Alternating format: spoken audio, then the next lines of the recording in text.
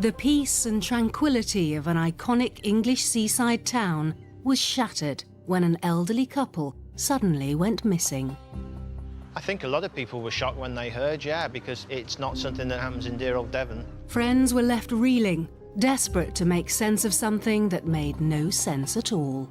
We were all totally shocked about, how this could happen or why it should happen, and it was total disbelief, I think. And the lives of loved ones would never be the same again. I couldn't believe this was happening to me. I'm in this living nightmare, which I have no control over.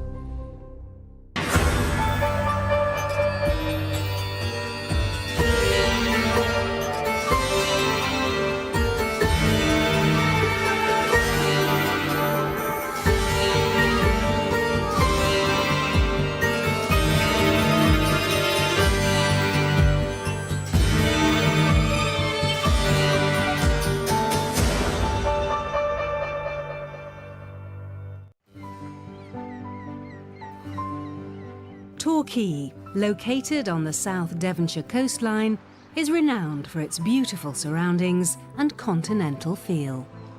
Torquay is called the English Riviera because of its likening, I guess, to the French Riviera, so street cafes and nice places where you can be.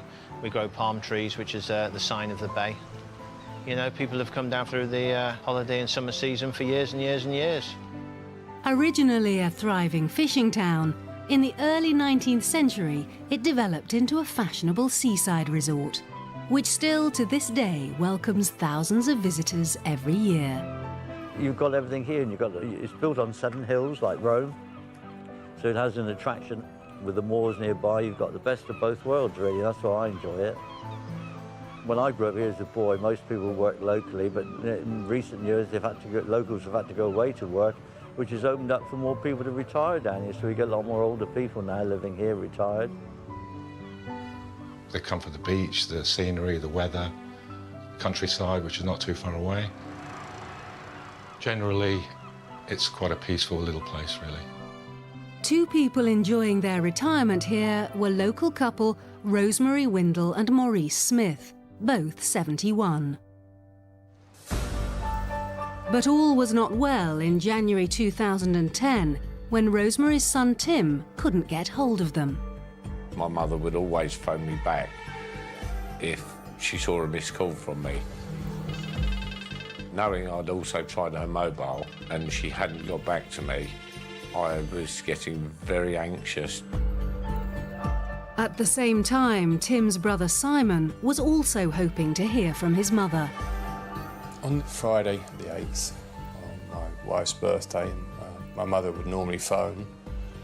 I was not unduly worried that she hadn't phoned because she was a busy lady, so I just assumed that she would make contact at some time. However, with each passing day, Tim grew ever more anxious. I started to worry, obviously through lack of any answering of the phones on the Friday, Saturday, Sunday. At that point, I didn't have a clue what was going on, and my mind was racing, and I was thinking of all case scenarios of what had actually gone on down in Torquay.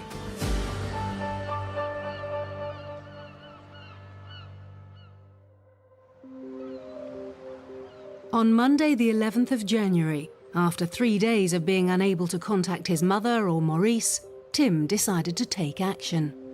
I phoned the Devon and Cornwall Police Incident Desk and allayed my fears that I couldn't get hold of my mother from the Thursday.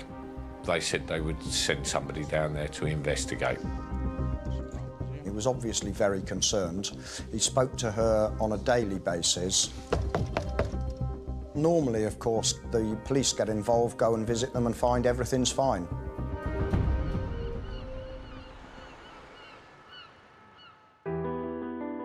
Divorcee Rosemary had grown up in North Devon, but had lived near London for many years. She moved back to the area in 1999 to set up home in Torquay with Maurice Smith, who she'd first known when they were both much younger. She promised him as soon as she retired, she was going to be moving down to Torquay in with him, and where their flats were, You probably couldn't have picked a nicer place to wake up every morning overlooking Torbay. So, from my mum's point of view, it was the right thing for her to do at that time of her life.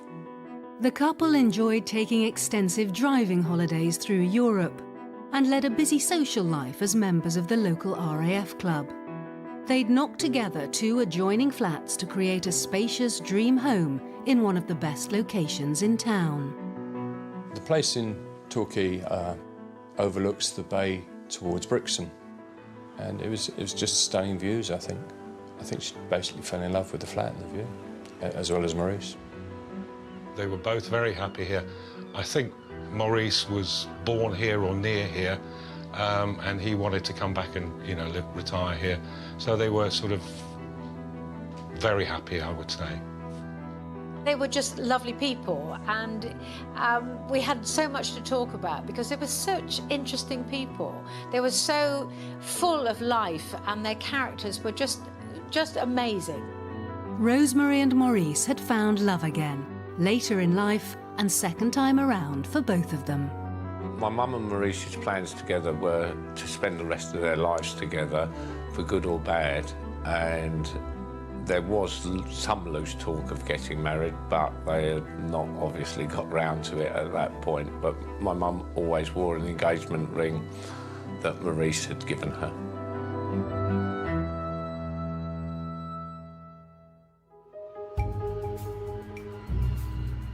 The couple had everything going for them, so why would they simply disappear? Tim was very worried about his mum, and what he asked was for police to go round and check on their well-being, go round to the flat, knock on the door. Hello, police? Within a short period of time of me phoning the police, a policeman phoned me back who was at the scene at the time, and he said that he'd gone down there, not got an answer, and some of the neighbours said that they had gone to the Midlands. I told him that that was impossible because Maurice at that point couldn't drive because he was waiting a hip replacement. The front door was secured, they went round to the rear, everything was secure at the rear. And they spoke to Tim a number of times and eventually managed to get a key from a friend and neighbour and let themselves into the flat. About an hour or so later, I hadn't heard anything and my anxieties had really grown as to their well-being. So I phoned the police incident desk back. The lady I spoke to said that somebody would get back to me in 5 minutes, which I found to be very strange as some time had passed since the policeman phoned me up. Officers began looking for clues as to the whereabouts of the missing couple. Hello, police. The flat wasn't in disarray. It was a well-appointed premises, and they'd searched most of the flat, and it's quite a large property. They continued searching the flat and found nothing else at that time. But officers sensed there was something very wrong and continued their search until finally their worst fears were realised. They came across the body of the man in the sitting room who was in a chair under a duvet. I think it must have come as a bit of a shock to them to find him. Mrs. Smith? A crime scene examination at the flat discovered that Maurice had died as a result of stab injuries. It appeared Maurice Smith had been brutally murdered and Rosemary Windle was nowhere to be found. My overwhelming fear was that they'd had an argument and my mum had actually maybe accidentally killed him.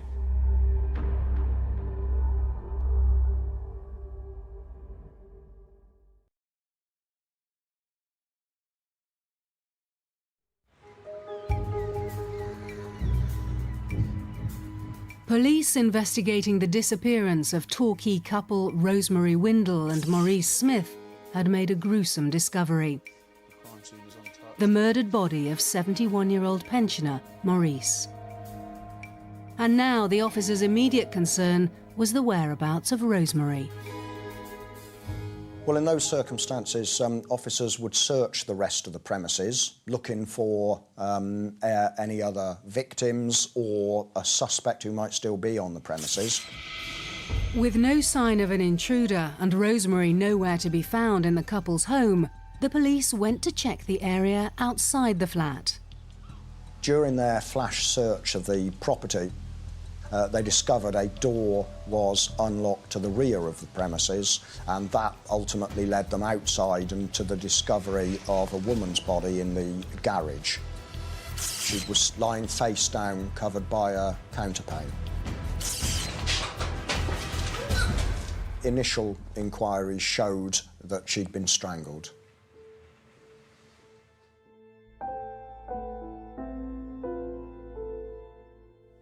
Once you hear those words, that there's a man dead in the house with stab wounds and a woman dead in the garage, your mind is all over the place. You can't imagine it's all your worst nightmares come true. At Rosemary and Maurice's home in Devon, the police were picking up clues that would help them in their initial investigation into this shocking double murder. Initially, the crime scene seemed unusual. There were 2 people dead in different locations by different means.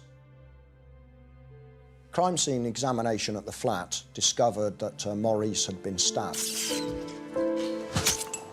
Under the body, there was the blade of a knife. It certainly looked as if the knife had been broken, perhaps during a struggle. The killer had managed to recover the handle and took it with him, but left the blade.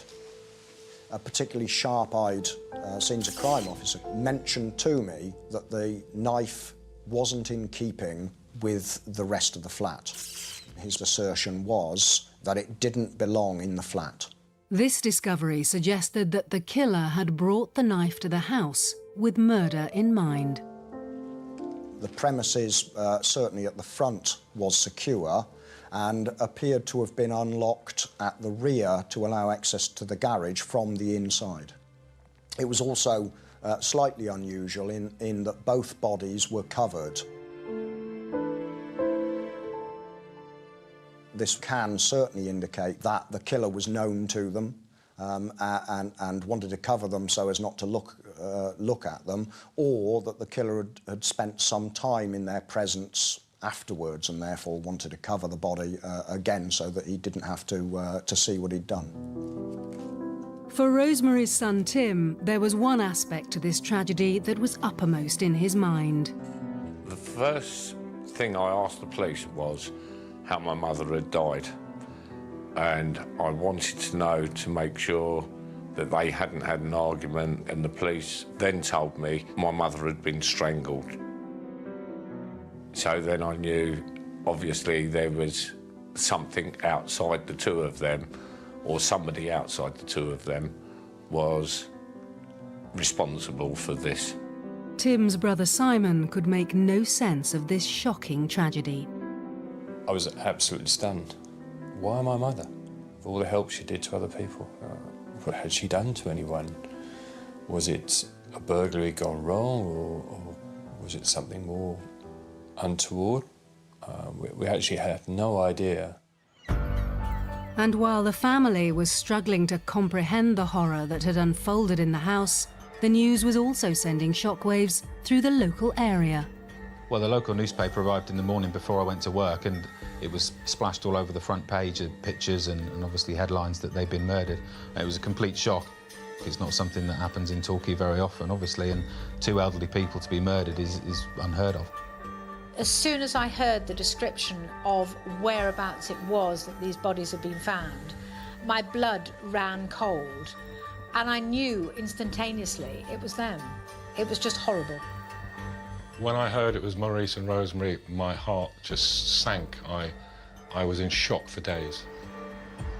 People living nearby were worried, obviously, they wondered why it had taken place, and was it somebody, a maniac on the loose, or was it, you know, a deliberate crime? One of the first questions the investigation team wanted to answer was why this elderly couple had been so brutally murdered.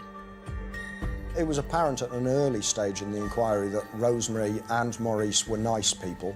They had plenty of friends, they were well known in the area, and there wasn't any obvious apparent motive for their killing. The first port of call in serious cases is often the family. We always consider a family member may be involved, of course, but that's part of the inquiry, to look thoroughly at all the circumstances. I actually drove down to Torquay.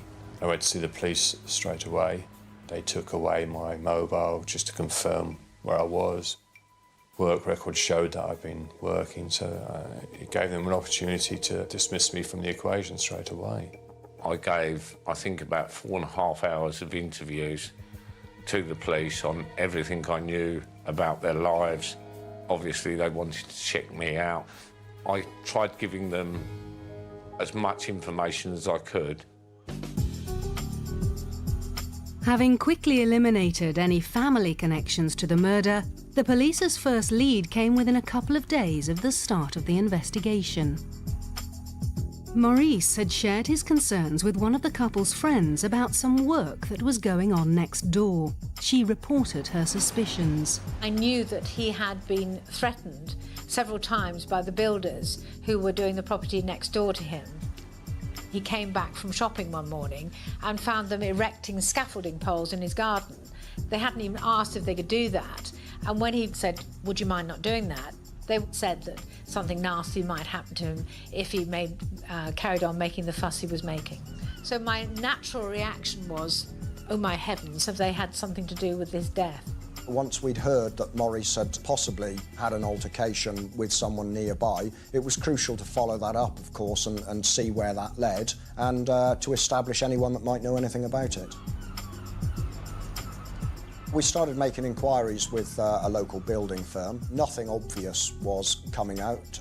Everything seemed well, but because there was an allegation that Maurice had had an altercation with them, it was important to follow that through, and work went on with that building company several weeks into the inquiry.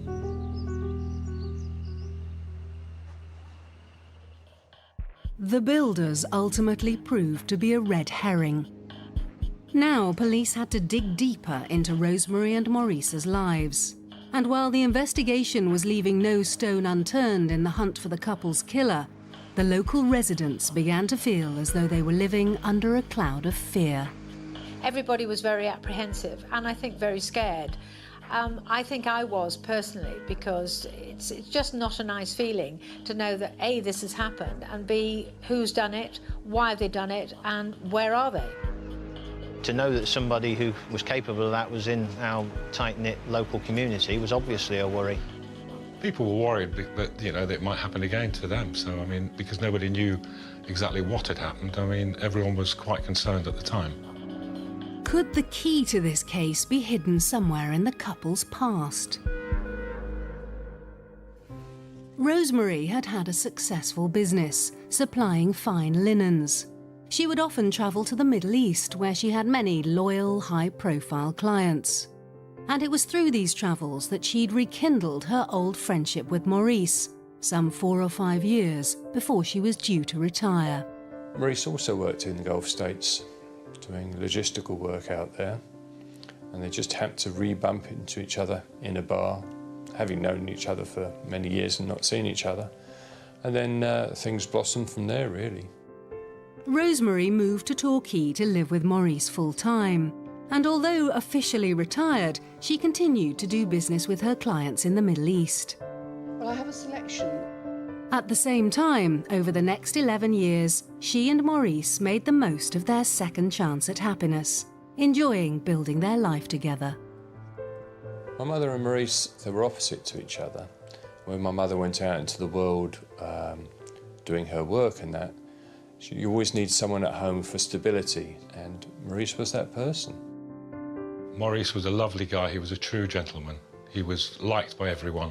I liked him immediately, and he had time for everyone. He was just a great guy. They had 2 great passions. One was their garden, which they absolutely adored, and the other one was wine. And they spent a lot of time driving down to the regions in France collecting various bottles of wine.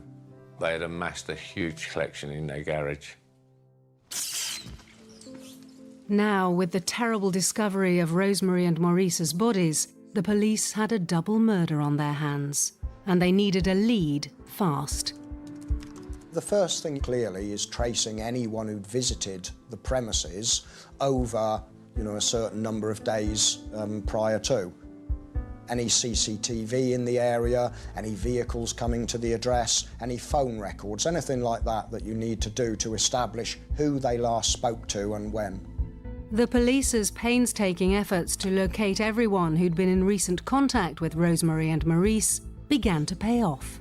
During our inquiries with people, one name that kept coming up was Dodi, or Dode Messiah, sometimes called. And we also heard that Rosemary was hoping to go into business with what we were told at the time was a Lebanese businessman. Inquiries quickly established that Maurice was a keen wine collector. Messiah was a type of Lebanese wine.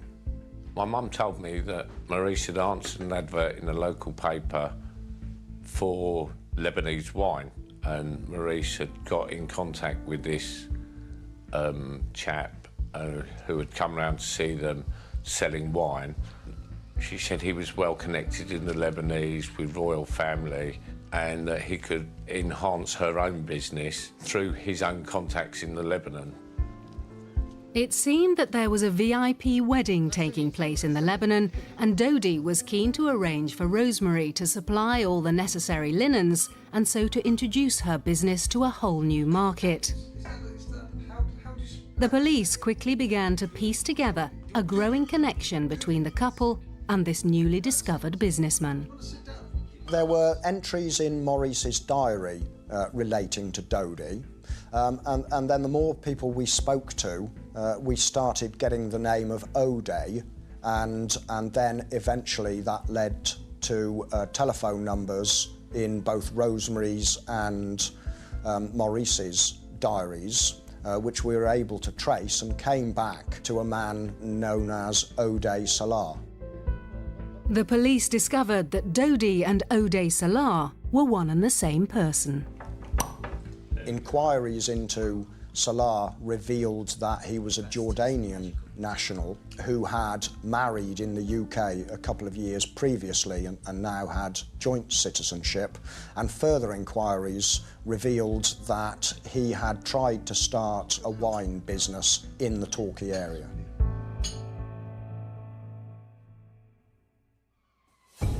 With no real suspects, the pressure was on to track down whoever had murdered Rosemary and Maurice. Would this new lead help to catch their vicious killer, or would it prove to be another frustrating dead end?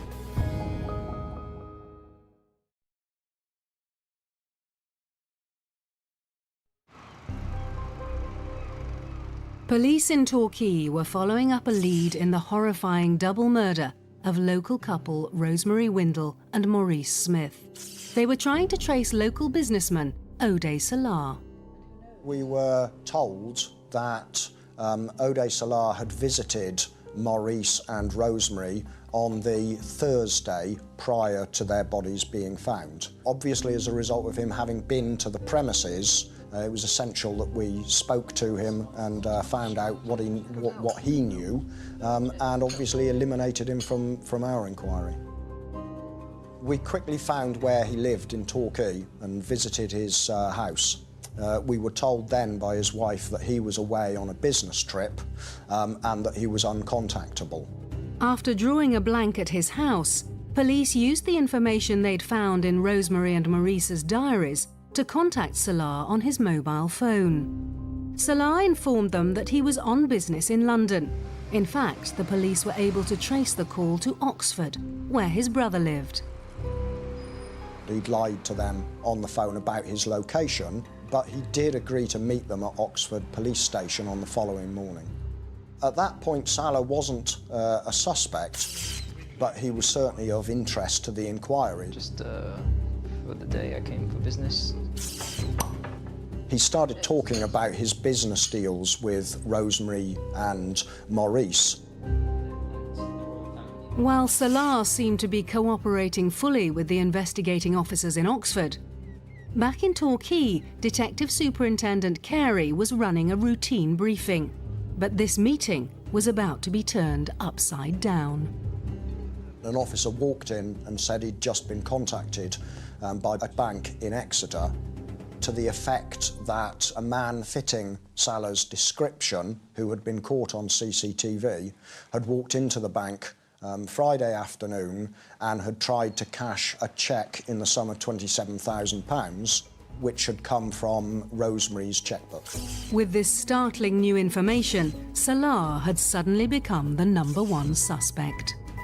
Of course, it could have been somebody else completely, or it could have been Salah and it could have been a legitimate reason. But there were just too many coincidences at this point. I knew at this time that he had left Torquay with a bag on the Monday evening after the discovery of the bodies. He had certainly seen them probably the day before they were killed, and that on the day they were killed, in the afternoon, he was cashing a cheque taken from Rosemary's chequebook. For the detective superintendent, all these coincidences just didn't add up, and he made a bold decision. I instructed then that the officers in Oxford should stop treating him as a witness and arrest him, caution him and give him access to legal advice. On January the 13th, 2010, 5 days after Rosemary and Maurice had been killed, Ode Salah was arrested on suspicion of their murders. Now all the police had to do was prove it. But news of Salah's arrest gave little comfort to family or friends. All the questions do come to you, well, how did this happen? Why did he do it? It was great that they had actually told us as much as they could, but also rather frustrating that they couldn't tell us more. My reaction was actually quite astounded that the police had uncovered somebody within that short period of time. I wanted to know who they were and how they'd infiltrated my mum and Maurice's life. There was still more questions than answers.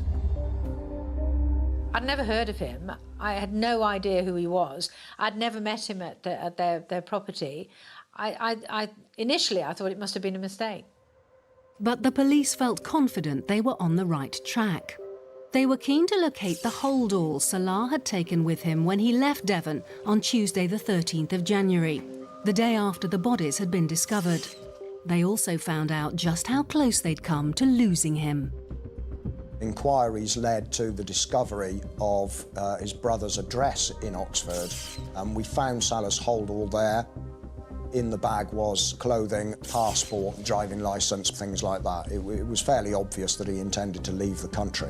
With Salah's escape plans thwarted, the net was slowly closing in on him. Forensics had been busy looking into the murder weapons that had killed Maurice. Later examination during autopsy showed that Maurice had in fact suffered injuries from 2 different sized knives. During the search of Salah's home address, we recovered a set of knives with a knife block. There were 2 knives missing. The 2 knives that were missing were of the same size and shape that caused the injuries to Maurice.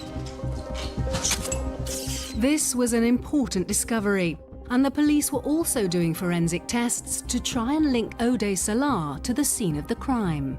I directed that we should take a series of DNA samples. A DNA sample taken from the neck of Rosemary's jumper later turned out to be that of Ode Salah.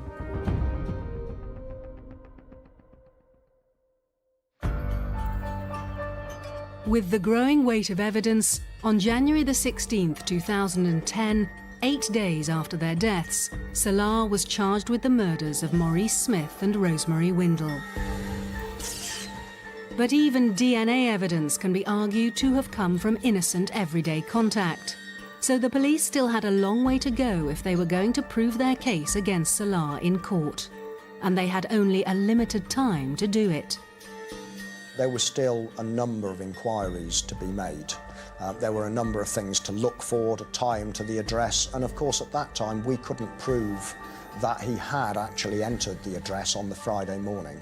We had no witnesses, no fingerprints of his inside the property or on the front door, and of course his assertion that he'd had a business deal with them.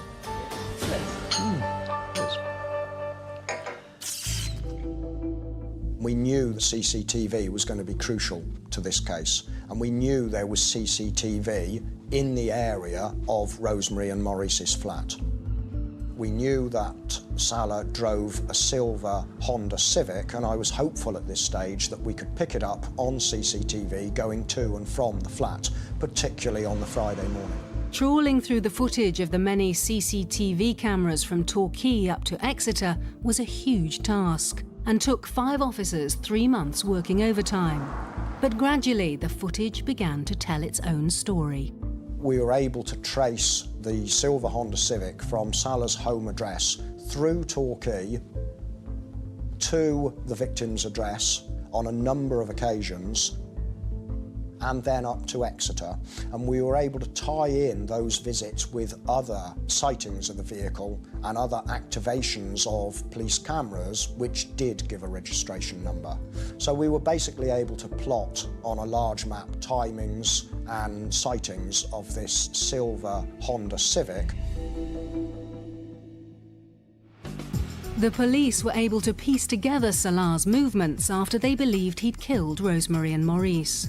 Well, we know Salah parked his car in Exeter and then walked into the city centre.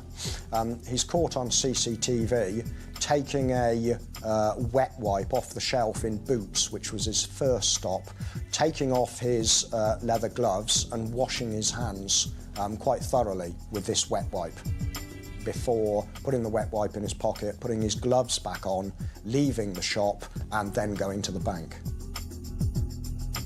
While the police were under pressure to amass as much evidence as possible in the months before Salah's trial, Rosemary's sons were living with a very different stress. I still had to get the children to school. I still have to live as a family, and I still have to work. But you try and look for answers. That was the hardest bit. There was no answers at that time. Leading up to the trial it was like my life was just suspended. I was day counting, hour counting.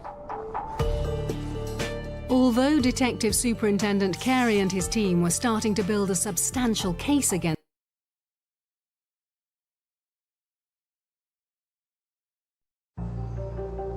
the mystery disappearance of a well-loved man from the Midlands shocked his family. We soon realised that something serious had happened. His door hadn't been left ajar, it had actually been demolished. To all intents and purposes, it was as though he'd vanished off the face of the earth. The investigation into the case would lead to a gruesome find. We called in some specialists. The search was planned to last somewhere between 5 and 7 days. And the peace of a rural community would be shattered forever. It's just not the sort of thing you expect in a quiet, peaceful Worcestershire village. No, not our scene at all. But would the police ever get to the bottom of what had happened and track down those responsible for a callous and cold-blooded killing? There was no one to come forward and say they heard something, they saw something. Get in there! Get in! Stop there! There was something odd about this, and you kind of knew in the pit of your stomach that something terrible had happened to him.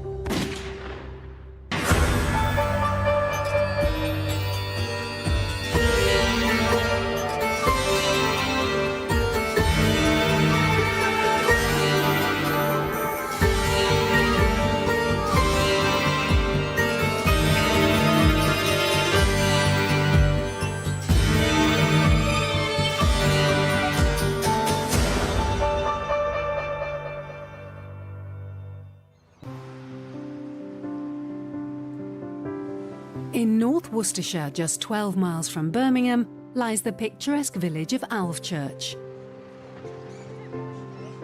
Mentioned in the Domesday Book, the parish has existed since the 8th century and is now a thriving community.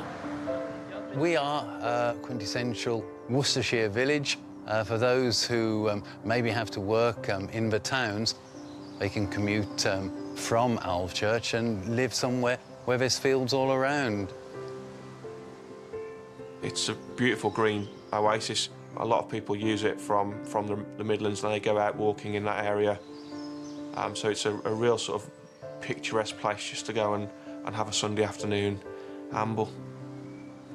There's all sorts of public footpaths as well and bridle pathways that go across the fields. Lots of farms on the outskirts of Alvechurch, so it is sort of semi-rural, really. And it's not just the pretty Worcestershire countryside that the villagers of Alvechurch value. Oh, community spirit in Alvechurch is super. Because there's so many clubs and societies, I think there's 3 WIs, there's the Historical Society, there's the Village Society. We've got a very good bell-ringing group. So whatever you're interested in, there'll be a society for you. Community spirit is to do with being part of a village. And I think most people appreciate the fact that we have got a proper village here. I couldn't imagine living anywhere else. There is a nice atmosphere really around. Everyone seems to know each other, and I've been here all my life and feel quite comfortable here. And it's just the general feel of the place. It's just a generally very pleasant place to be. But the peace and quiet of this rural idyll was shattered in August 2007, when the police swooped on a property just outside the village. The house itself was on a country lane about 1.5 miles outside of the village of Alvechurch itself. The house stood alone, surrounded by fields. The nearest neighbour was probably half a mile away. The police were looking for the body of a missing man, and intelligence had led them to a house next to a farm. The search was planned to last somewhere between 5 and 7 days. We called in some specialists, a mixture of forensic archaeologists with trowels lying on the ground and scooping an inch at a time of dirt away, to bringing in JCB diggers to excavate larger parts far more quickly. So a whole mix of different methods that we used in terms of being able to identify where the body was.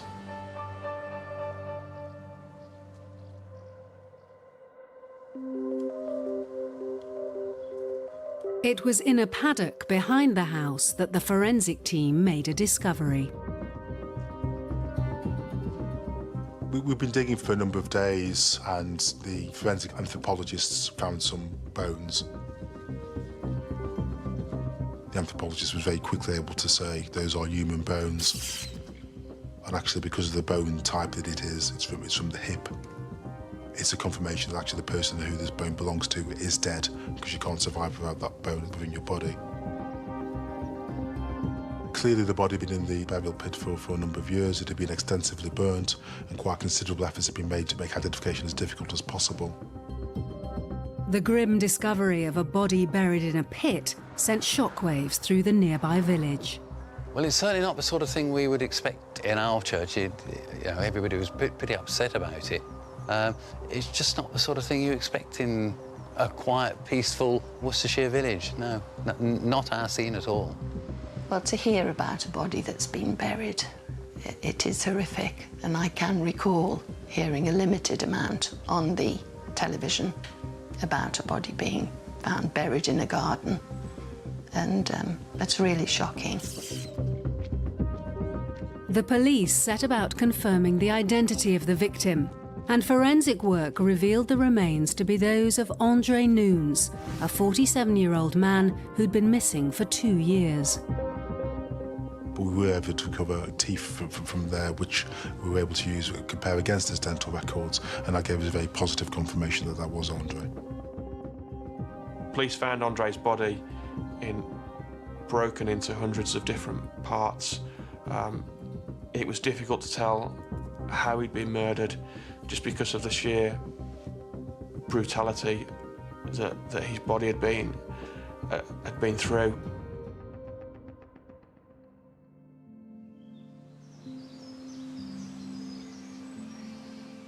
For the family, news that Andre's body had been discovered was a terrible blow. Our lives were turned upside down.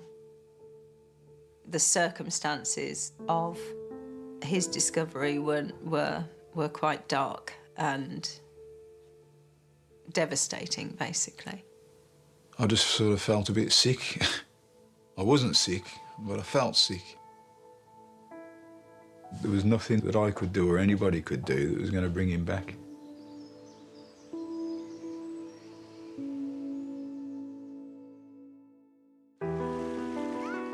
It was a tragic loss for a family who had always been close. Andre Noons wasn't from Alvechurch. He'd gone missing from his hometown, nearby Birmingham. As a young man, Andre was outgoing and had a flair for fashion. He was confident, he was good-looking, he knew how to dress, he knew how to wear anything and make it look good. His dress was always meticulous and smart. You know, I don't ever remember seeing him on the street looking shabby, ever. He was always wearing like pressed trousers, jacket, tie, shirt, cane. He always walked with his head high. In the late 70s, Andre moved to London and worked as a fashion model and choreographer.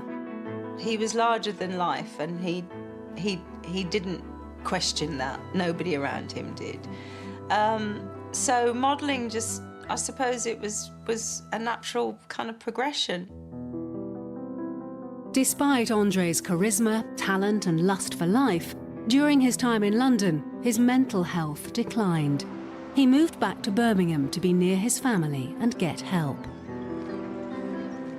He was much more introvert. He really didn't want to be out there partying. He stayed with Mum and Dad for a while and then got a flat not too far away. He was recovering from a breakdown, and as I say, his whole world evolved around his flat. He didn't venture out much further than the perimeter of the estate on which he lived. But he was still easily identifiable as Andre. He wouldn't party, he wouldn't dance anymore. But he still had a more quiet sense of humour. And a calmness about him that was still quite appealing. So how had this well-liked, creative man ended up buried in a pit behind a property near Alvechurch? Could the police track down those responsible for Andre's death, and would they be able to bring them to justice? We kind of knew that something terrible had happened to Andre on the night he'd gone missing.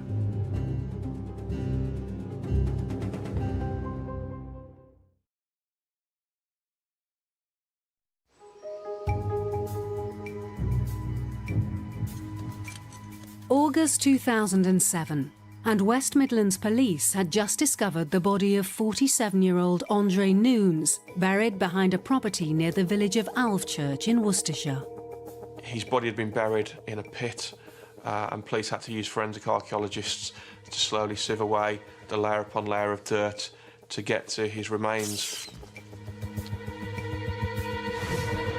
But Andre had gone missing from his home in Birmingham 2 years before, in September 2005. That Sunday afternoon, some of Andre's friends came round to visit him, found that the flat was open and empty, and they called the police.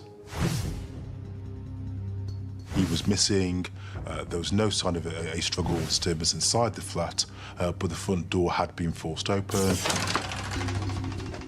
We soon realised that something serious had happened. His door hadn't been left ajar, it had actually been demolished in the sense that somebody broken in. It wasn't just the forced door that was a cause for concern. His mobile phone, his wallet, his personal possessions, the kind of possessions that you would take with you if you were going out, were left behind. This had all the hallmarks of a kidnapping. He always carried a wallet with his passport in. When they told us that his flat had been broken into and his passport was still there, that caused huge alarm bells in our minds, because it just wasn't Andre.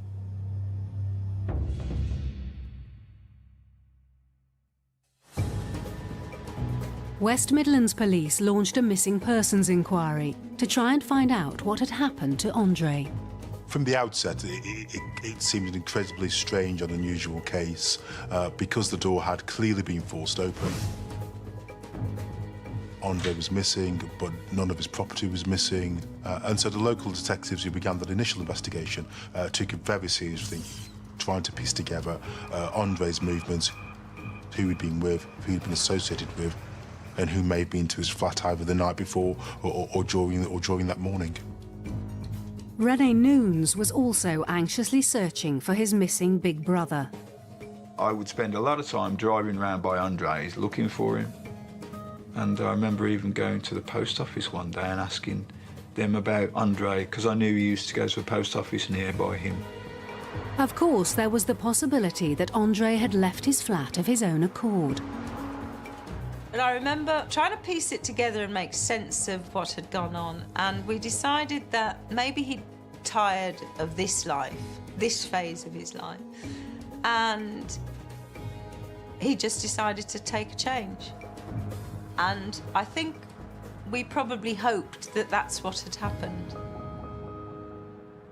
It could well have been that Andre decided that he wanted to go somewhere else and live his life somewhere else, and had decided for his own personal reasons that he wanted to be apart from his family.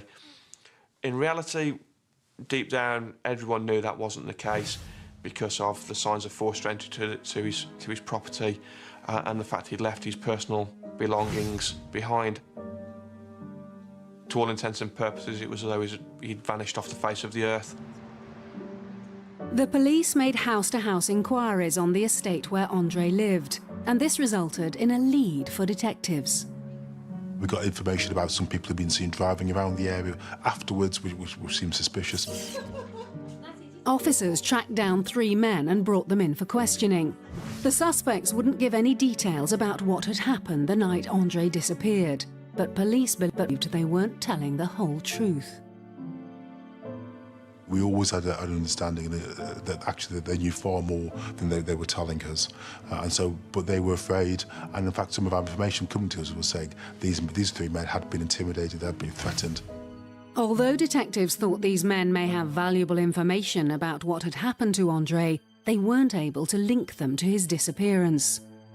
Fortunately, detectives did have another lead in the case. It was reported that a red van had been seen in the area of Andre's flat around about the time he went missing, kind of in those hours beforehand. The police investigated this red van. Witnesses said it was possibly a Leyland DAF model or LDV.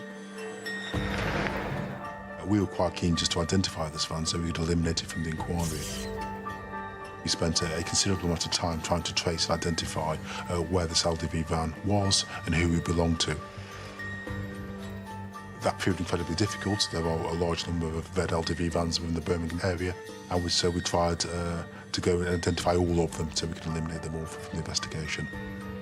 With the police struggling to identify the mystery red van and the 3 men refusing to tell police what they knew, the investigation into Andre's disappearance stalled. There was no one to come forward and say they heard something, they saw something.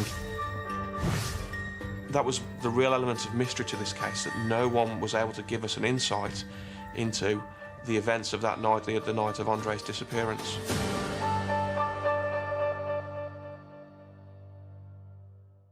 The police were finding it difficult to make progress on the case, and Andre's family were missing their charismatic sibling, who back in his heyday as a model and choreographer enjoyed being the centre of attention. He was always the star of the family. He was always laughing. He always had great friends. Always envied his friends. Always went to great places, nice cars. Everything he did just was something I envied. And I lived in his shadow. But it was the kind of shadow that you didn't mind living in because it was almost so much fun. He loved dancing and he loved showing other people how to move. Of course, I learned to dance through him. He taught me a lot as regarding dancing in those days. I remember him as a good brother, and you know, I wish he was still here. Back on the investigation into Andre's disappearance, months after he'd gone missing, the police were still no closer to finding out what had happened to him. In an attempt to move the investigation forward, they constructed a psychological profile. After the 6 months, we built up the profile of Andre. We knew a lot about him and how he lived and his lifestyle and his friends and his family. And we knew the kind of things he did and he didn't do. We knew he wasn't involved in any kind of criminality. But equally, we knew he wasn't the kind of individual who was just going to run off and disappear and hide himself. So I was able to form a conclusion that says that Andre hadn't voluntarily taken himself off, hadn't gone missing of his own accord. He had been taken against his will and therefore was almost certainly dead. The profile suggested Andre had been kidnapped and killed, and lack of activity in his bank account also added weight to their suspicions. It was at this point Senior Investigating Officer Matthew Ward made a bold move. I made the decision to reclassify this as a murder investigation and what we call a no-body murder investigation because we hadn't been able to locate Andre. It was at that point then that the case had gone from a missing persons, potential kidnapping, to a murder. Certainly within the eyes of the public, that was a point where we were reporting for the first time that Andre was feared dead, had feared he'd been taken against his will and killed. It was really important at this stage that actually we kept details about this case out there in the public domain. We wanted people talking about it, we wanted people thinking about it. With the police now classifying Andre's disappearance as murder and the press keeping the case in the public eye, the investigation finally started to move forward once more. Slowly, in a drip-by-drip fashion, we began to get snippets of names, and only ever partial names and first names and partial descriptions coming from a variety of different sources. People who were living within the area, people living outside of the area who had heard things, started to pass us bits of information.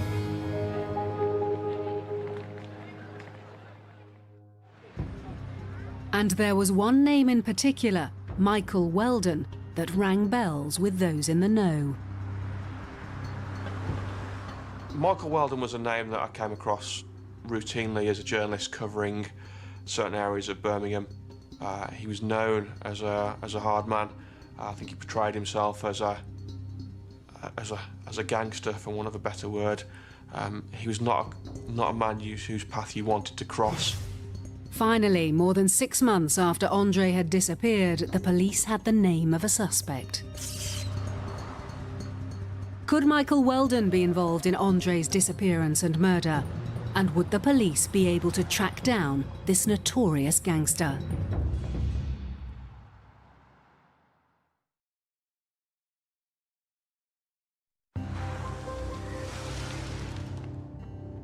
West Midlands police were trying to find those responsible for the kidnap and murder of Andre Nunes. Now, months after he had disappeared, they finally had the name of a suspect, Michael Weldon. He was not a man whose path you wanted to cross. He was a man with a propensity towards violence that left people in fear of him. And an associate of Michael Weldon's, Mark Price, was also a name that was given up by local people. He was very much a petty criminal who had fallen into the influence of Michael Weldon, had fallen into that lifestyle. The police spent many man-hours piecing together information from house-to-house inquiries, a number of informants and anonymous tip-offs. What we had to do as an investigative team was to bring all that together and actually try and build up a picture of what we thought had happened to Andre. And so we did build up bits that said actually there may be somebody may have been killed and their body may have been buried in one location. Another bit of information suggested somebody may have been kidnapped from this address. to another bit of information says it may be the case of mistaken identity. On their own, none of these could break the case for us, none of these were the complete answer. But by bringing them all together, we started to build up this picture of what we thought had happened to Andre. And the police hypothesis was that Andre may have been kidnapped and killed by Michael Weldon, Mark Price and others. Michael Weldon had a relative who was assaulted by her boyfriend, and the suspicion was that in the search for this man, the gang had ended up taking Andre, either because they thought he was the boyfriend or because they thought he knew where he was. Andre was not responsible for his kidnapping and his murder. Andre had done nothing that would have given anyone cause to take him. This was an innocent man who'd been taken against his will and kidnapped. The police now believed Andre to have been taken by these gangsters and killed, but they needed to find Andre's body to prove he'd been murdered. So we had this hypothesis and we started to get other bits of information which allowed us to identify where we thought the particular address the bones were buried were. The police identified the property near Alvechurch as somewhere where Andre's body may have been buried. It was owned by Michael Oliver, an associate of Michael Weldon's. The police planned to raid the house and grounds in the hope of finally getting answers to the mystery of Andre's murder. So a lot of work went in terms of, surveying the area in advance, aerial photography, so we understood the scale, the size of what we had to deal with. And Andre's family had now been waiting 2 years for concrete news about what had happened to him. This was the first time where they were going to get the answers. This was the first time where, if police found anything, if police found a body, this was final for them. I was hoping, against hope as it were, that I would see him again.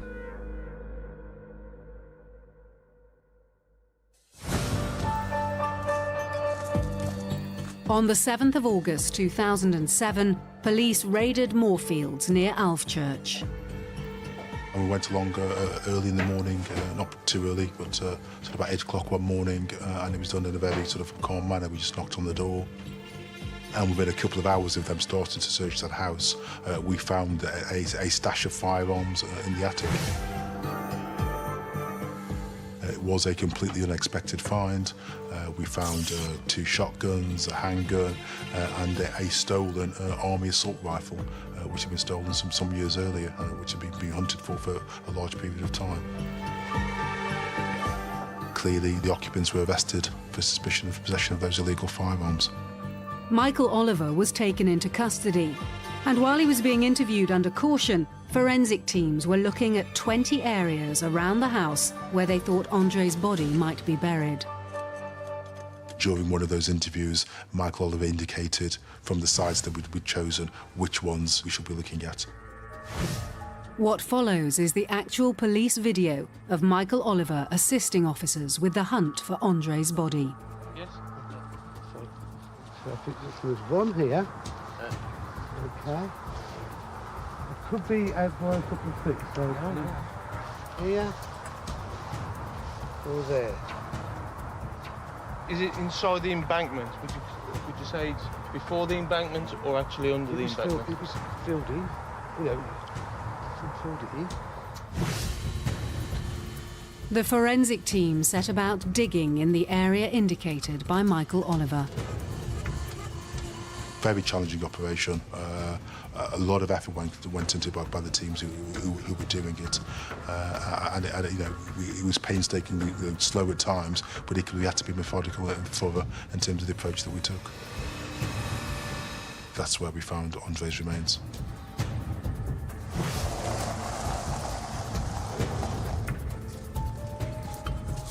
Michael Oliver told the police that 2 years previously, Michael Weldon had persuaded him to use his land to dispose of a body.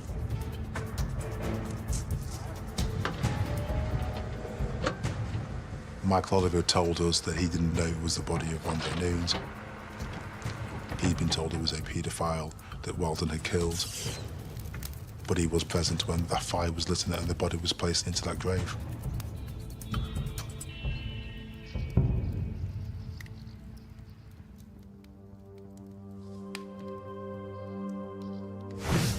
Forensics revealed the extent to which the gang had gone to dispose of Andre's body and try to destroy the evidence.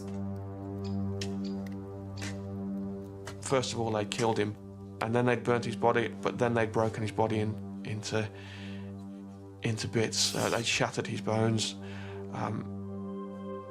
It's the most shocking way you could possibly imagine someone could deal with another human being. I said to myself, you know, I won't stop believing that I'm going to see my brother again unless I have evidence to the contrary. And of course, when his body was, or what was left of him was unearthed, then that was it, really. You know, of course, you started thinking, had he been harmed prior to his death, or was this an attempt to kind of hide the murder, or, you know, had he suffered, had they done anything to him prior to him actually losing his life? Within the burial pit itself where Andre's body was found, there were fragments of clothing which had been burnt, which still left parts of jeans, or possibly maybe a bit of a blanket which may have been used to wrap him in. Let's go through and then you can show me. The remains in the pit weren't the only things unearthed at the property. Michael Oliver revealed to police there was more to be found on his land. In the bushes. You're indicating over there towards the paddocks. Is that by the white tent? By the white tent. Okay, and what do we expect to find when we're over there? There should be a watch over there. Now, I don't know if it belonged to the gentleman that you found in there. I just got thrown it and says it belongs to the man. That was it. Okay. And the description of the watch that we're looking for? It's a big chunky one. Forensics located the watch a short distance away from the body, and it turned out to be Andre's. Michael Oliver confessed to police that he'd kept it for a reason. He says he placed it there as insurance against Weldon, as evidence that he would have on Weldon, that Weldon and he had been involved in burying this body. Michael Oliver was confirming what the police thought all along, that it was Weldon and his associates that had kidnapped and murdered Andre. As the news of the discovery of Andre's body hit the local media, the police decided to monitor their prime suspects. As part of the investigation, we carried out surveillance on them to understand where they were going, who they were associating with, were they reacting to anything they were seeing in the media, were they making contact with any of the other suspects that we believe were involved in this, to try and actually just build up that bigger picture of them, their lifestyles and what they were doing. The gang didn't alter their behaviour, but the publicity surrounding the discovery of Andre's body did prompt a reaction from someone. One of the three men who'd refused to talk to police at the start of the investigation now came forward. One of those three men did eventually break down and in floods of tears began to tell us what had actually gone on. I think he found it a great sense of relief to get off his chest what he knew. The witness admitted he was there when Michael Weldon came looking for the man who assaulted his relative, and that the witness had taken Weldon to Andre's flat. That gave us the evidential link that said Michael Weldon was there, seen just before Andre Nunes disappeared, walking towards the flat with a firearm. Now, with witness evidence placing Michael Weldon at both the scene of Andre's kidnap and the disposal of his body, the police charged him with kidnap and murder. Mark Price was arrested days later, and when he was picked out of an identity parade by the witnesses, he too was charged with kidnap and murder. And having admitted to being present when Andre's body was burned and buried, Michael Oliver was charged with perverting the course of justice and firearms offences. But it was only when the case went to court in June 2008 that the full story of what had happened to Andre would finally be revealed. Perhaps the most difficult thing for the family was having to sit there in court day after day listening to the circumstances in which Andre was kidnapped and murdered.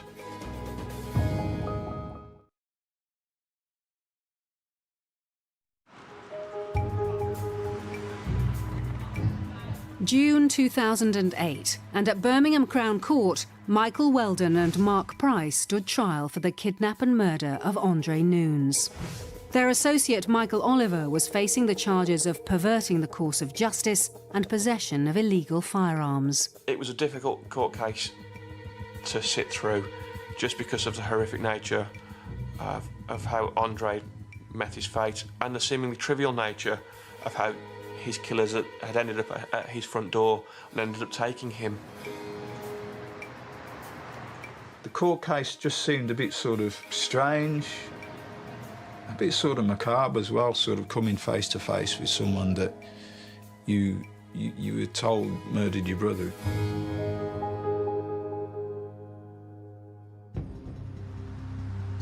The prosecution had persuaded the terrified witnesses and others to tell the court what they knew, and so set out their case of what had happened the night Andre went missing.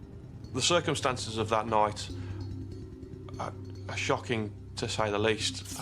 Michael Weldon was seeking retribution for a perceived slight that had happened to one of his relatives who had been slapped across the face during a night out in Birmingham.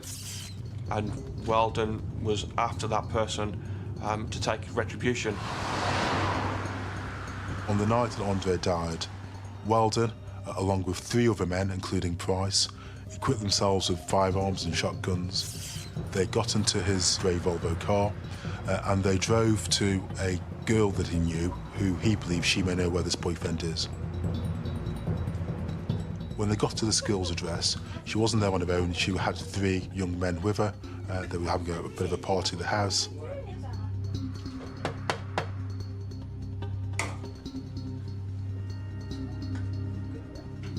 Get back.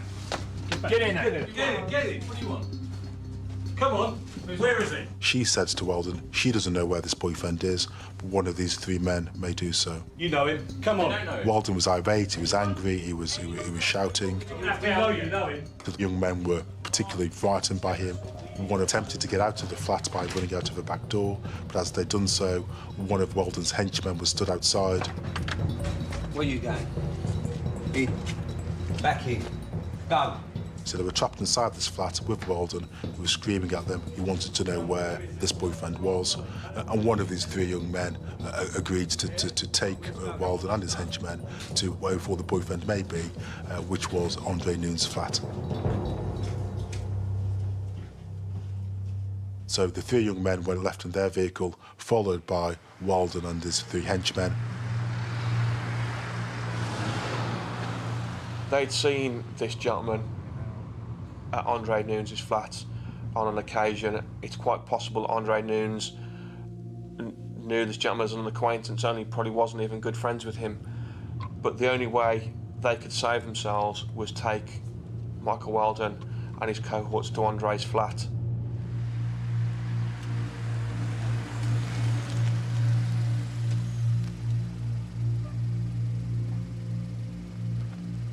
When they got to the location, Weldon and his henchmen got out. The 3 young men saw them taking out weapons, loading shotguns, and then they told the 3 young men to leave the area whilst they went to go to Andre Nunes' flat. It was at that point that Michael Weldon and the other men forced their way into Andre's flat. Hey, get in! Get in there! Get in! Hey! Shut up! Right, yeah, come on, piece of dirt! Come on! Outside! Outside! Come on, come on! Move! Come on, get out! What is this? Get out! Move! What's it? Move!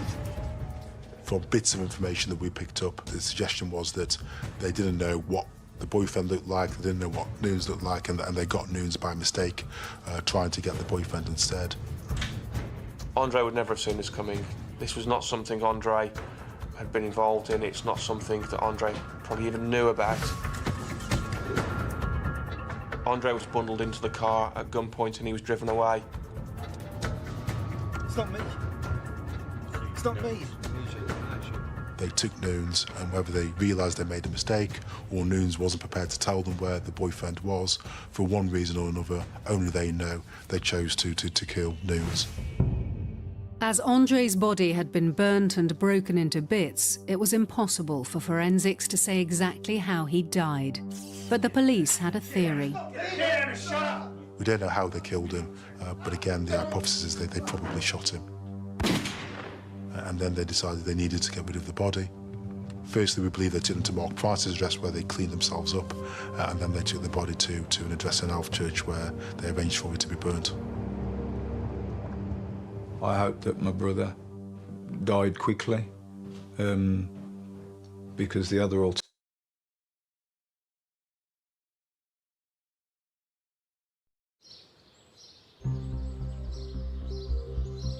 A sleepy Lancashire town was left reeling when 2 of its own were found beaten beyond recognition.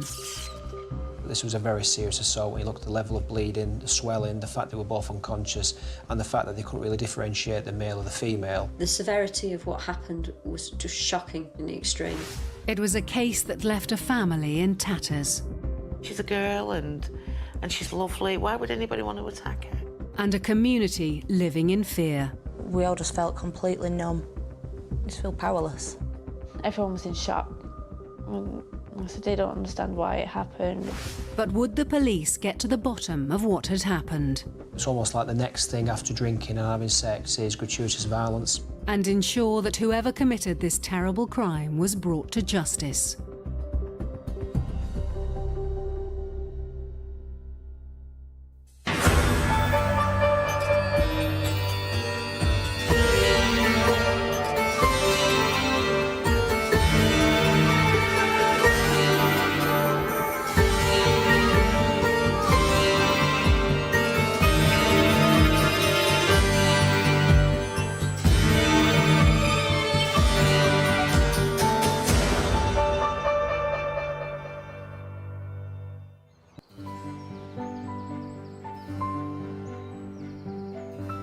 In rural Lancashire, in the Rossendale Valley, lies the town of Bacup. It was an important mill town during the Industrial Revolution, and that proud past is still reflected in the town today. Bacup's actually been described as the best laid out town centre in Rossendale. The actual centre of the town is superb. The buildings are stunning. You have a central hub, which is the market, and then around that you've got all the shops. Unlike a town which basically is like a clone of any other, in Bacup you've got lots of independent retailers, so you've got lots of variety. The people of Bacup may live in somewhere proudly independent, but the townsfolk are still close-knit. In Bacup, the one thing that you will know is everybody knows everybody, and everybody knows everybody's business. And as a local journalist, I would go into the town on a Saturday and I'd get stopped, even though I'd got my children with me, and people would be, oh, can you just wanting to tell me stories, wanting to tell me things that have happened. Everyone does know everybody.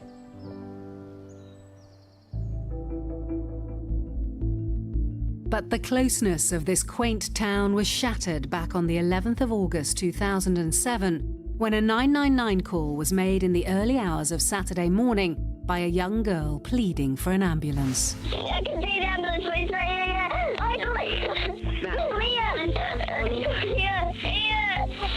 I can't see where it's going. It will do, don't worry. Calm down for me.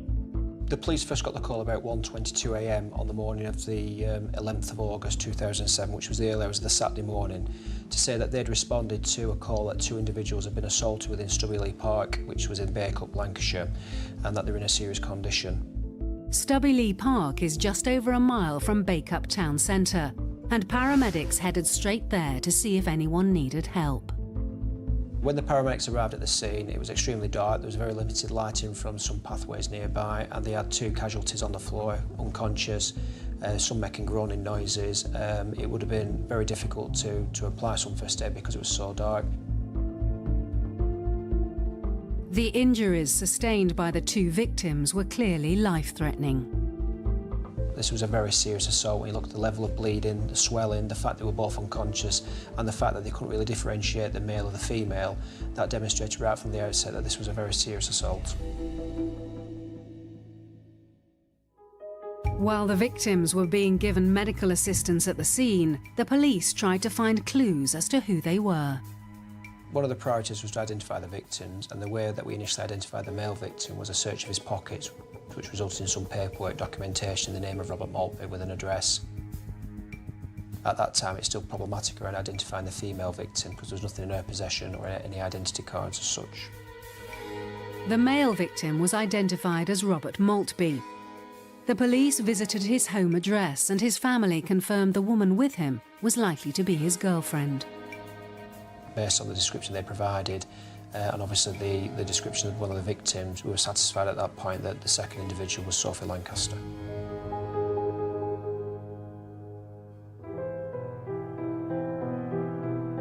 "20-year-old Sophie Lancaster had recently moved to Bacup to live with her boyfriend, 21-year-old Robert Maltby. She grew up 7 miles away from the town and was the youngest child of mum Sylvia. But she was a lovely young girl, and I'm not just saying that because I'm a mum. On the one hand, she was really quite shy, quite introverted, and yet on the other hand, she could be quite bubbly and quite chatty. I think it depended what mood she was in, actually. As she grew up, Sophie developed her own distinctive style. When she got to 11 and 12, and she started being alternative. Mind you, she'd always been alternative, is the reality. But she chose to show that in her clothes and things. She would spend hours actually, putting the makeup on. Her nail varnish had to be right. But she was quite distinctive in the way that she looked. She very often looked quite grungy, I suppose, as well, But people did used to stop, actually, and look at her. Sometimes she'd be wearing a bit more girly and sometimes it'd be a bit more casual and, baggy pants and, just depending on how she felt that day. Sophie enjoyed the social scene of the alternative community, and so did her friends. We like going to gigs. Our first ever gig was Marilyn Manson. That was an experience. She loved it. She absolutely loved it. We'd spend most of the time just hanging out, and then as people progress more into the music or playing instruments, they'd set up little bands, and you go and watch them at the local pubs. And Sophie chose as her partner someone who was also into the same alternative goth scene. Sophie and Rob were a good couple. They just fit each other so well. Sophie brought the best out in Rob and Rob brought the best out in Sophie. Sophie and Rob were definitely soulmates. Definitely soulmates. They were very similar, I think. They liked the same sort of things, same sort of interests. And, Rob was a very intelligent young man. And I wish Sophie could hold her own with him. I was hoping that she and Rob would be together, forever. I would hope they'd get married and have children.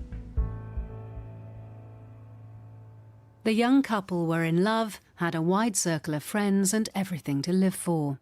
So who on earth would want to beat them within an inch of their lives? And would the police ever track down who committed such a vicious assault?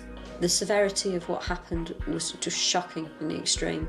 And the description of the injuries was horrendous. I was horrified by what I heard.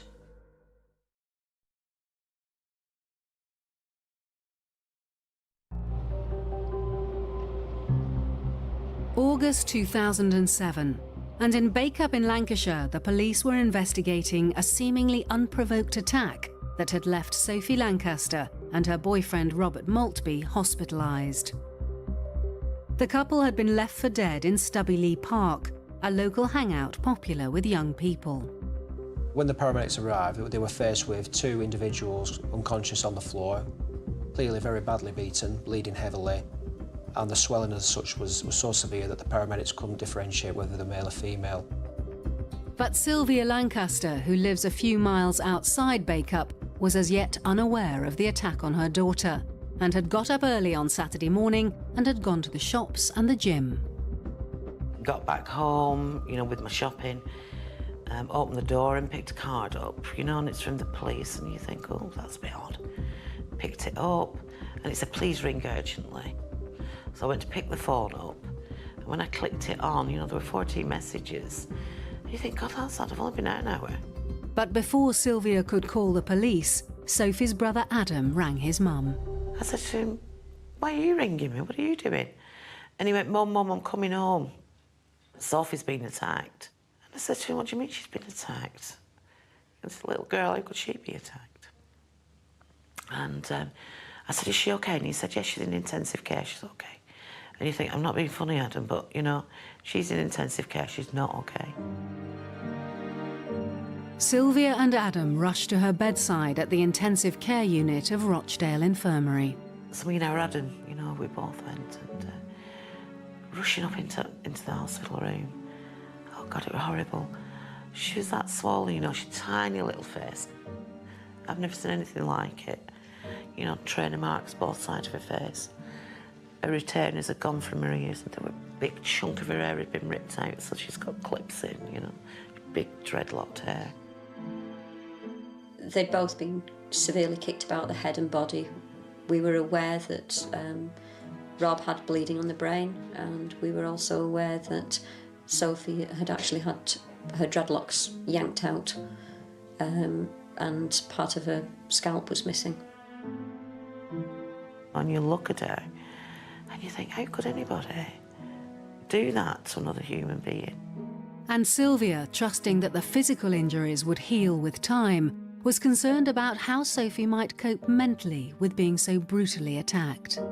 You know, the fact that Sophie had been there when Rob was attacked. And I knew, you know, how sensitive both of them were, but particularly Sophie. And I was just so upset, you know, the fact that she'd been in that situation when I knew she would never have done anything, you know. That upset me. Thinking, God, what will she, you know, will she be okay? What will it do to her mental health? But while Sophie's family hoped for an improvement in her condition, investigators were trying to establish who had committed such a brutal attack. Sophie and Rob had been assaulted in the skate park inside Tutill Park, and it was here that police started hunting for clues. When the police arrived at the crime scene, the clear things that they noticed was 2 pools of blood where the victims had lain, a rucksack, and also broken bottles and some strewn cans. And from a police perspective, they would potentially be quite vital in terms of identifying individuals who'd been at the scene. During daylight hours, the sort of things that will be conducted in the crime scene will be photography, but also forensic retrievals such as cans of lager that were recovered, bottles and such, photographs of potential footprints. Certainly we had quite a lot of blood at the scene, and there was also some footprints in blood, so that was quite crucial evidence potentially to identify and link it to offenders or even witnesses. While officers were gathering all the forensic evidence they could from the crime scene, DCI Holden and his team were investigating other avenues. The most important thing in the early stage was to identify who'd been at the park, and then from that identify who might have been at the park when the assault took place. So the key thing for us from an investigation point of view was to identify those key witnesses, visit those key witnesses and start getting accounts off them. Officers then carried out door-to-door inquiries in and around Bacup. In the early stages of the investigation, we probably interviewed in the first few hours of that Saturday morning up to 12 to 15 young people. We found that they were very reluctant to speak to us or provide accounts. Part of that was probably out of fear, because if they'd witnessed this very violent assault, understandably they were frightened of the individuals involved. But also another scenario there was that actually they knew these offenders, possibly had allegiance to those offenders who might have been within their wider group. So that was a real obstacle for us to overcome. Tutill Park was popular with the young people of the town, and getting them to open up about what they'd seen on the night of the attack was proving problematic. When you're dealing with young people of that age, interviewing them is never an easy issue, and you have to follow strict protocol. So actually getting the information as to what had gone on that night must have taken the police an awful long time. The majority of our witnesses, if not all of our key witnesses, were very young teenagers, and it was very difficult for those experienced detectives to actually find any common ground. So DCI Holden took the unusual step of bringing in junior officers who wouldn't normally take a central role in such an investigation to build up trust with the young witnesses.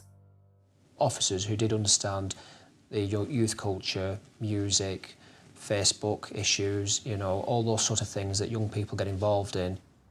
The young officers were leading the way with interviewing the witnesses. Meanwhile, down in Bacup, the news of the attack had spread to the local community. People's reactions were just total shock. They couldn't believe something had happened in such a small town and such an isolated incident. There was a degree of shock, yes, because there was never seemed to be any justification for it. That was the thing that got everybody right from the start. There was a lot of private discussions and people knew how severe it had got. And there was a lot of people quite horrified by what had gone on.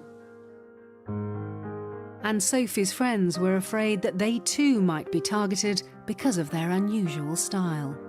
My parents were worried that, you know, it could happen to me or my brother or any of my, you know, any more of my friends. So I was asked to tone it down a bit, you know. Some people were worried. I know I didn't like going out at night. If I was walking anywhere, I'd make sure someone went with me.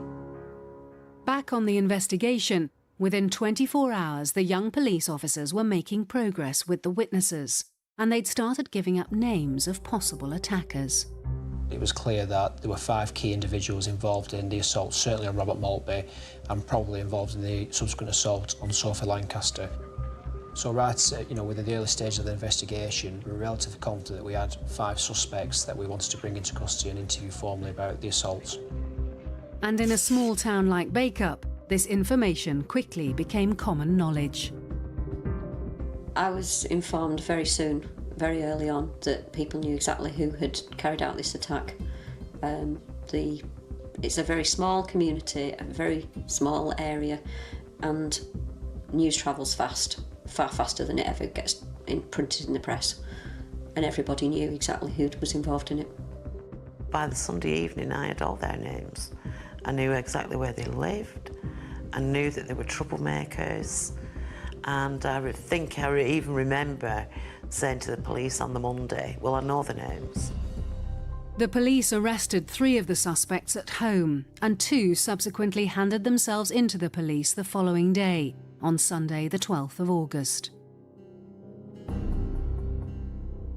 Initially, when they were all interviewed at Burnley Police Station, we had predominantly denials. But during questioning, 2 of the boys did admit to being in the park that night, encountering the couple and hitting Robert Maltby once. But none of them admitted the assault against Sophie Lancaster, and none of them would admit any involvement in a group attack on Robert Maltby or Sophie Lancaster. DCI Holden quickly discovered that 2 of the group, 16-year-old Ryan Herbert and 15-year-old Brendan Harris, had a history of violence. The 5 that we had in custody ranged from ages of 15 to 17 years of age. Whilst it was hard to imagine people of that age being involved in such a violent assault, what we knew certainly about Herbert and Harris is that they'd been involved in a very similar incident whereby they'd kicked and punched somebody to the ground. Fortunately, on that occasion, it was very minor injuries.